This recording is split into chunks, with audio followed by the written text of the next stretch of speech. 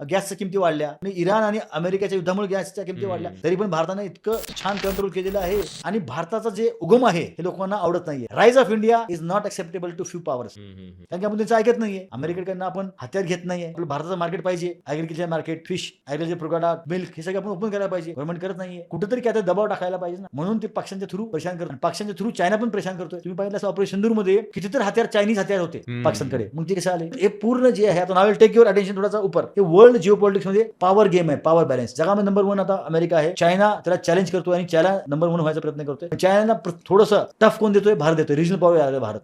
बरोबर. भारताचा उगम चायनाला पण चांगला नाहीये, अमेरिकाला पण चांगला नाहीये. आपला मित्र रशिया आहे, आपण रशिया सपोर्ट घेतोय. आपला मित्र इस्रायल आहे. आपले ट्रान्झॅक्शनल रिलेशन आहेत, ट्रस्ट सोबतच, इंटरकोणासोबत, अमेरिकेसोबत. चायनाला वाटतं की इंडियावर नाही गेलं पाहिजे, म्हणून तो पाकिस्तान सपोर्ट करतो. ते जिओ पॉलिटिक्स थोडं समजून घ्या, मग तुम्हाला लक्षात येईल की भारतात काय होतं, कशामुळे होतं. फक्त आयसोलेशन म्हणजे फक्त एक सिच्युएशन घेऊन बघता येत नाही आपल्याला. ते जिओ पॉलिटिक्सचा इफेक्ट आपल्या लोकल, थोडं ब्रॉडर पर्स्पेक्टिव्ह ठेवला पाहिजे. येस, आपल्या रिजनल पॉलिटिक्सला येतो, जगातला इफेक्ट रिजनल पॉलिटिक्सचा इफेक्ट आपल्या होम डोमेस्टिक पॉलिटिक्सला, डोमेस्टिक पॉलिटिक्सचा इफेक्ट आपल्या नगर परिषद पण सुद्धा होतो. हे लक्षात नाही. गॅसच्या किमती वाढल्या, लोकांना वाटतं. आणि इराण आणि अमेरिकेच्या युद्धामुळे गॅसच्या किमती वाढल्या, तरी पण भारताने इतकं छान कंट्रोल केलेलं आहे. इतक्या काही बाहेर किमती गेल्या नाहीत की माणूस, पण ती जागतिक लेवलवर देशाबद्दल माणूस विचार करतोय, ते सर्वात महत्वाचं आहे. छोट्या मोठ्या किमतीवर होणारच आहेत. जगामध्ये जे युद्ध चाललेलं आहे याचा इफेक्ट आपल्याला होणारच आहे, तरी पण छान हँडल केलेलं गव्हर्नमेंट.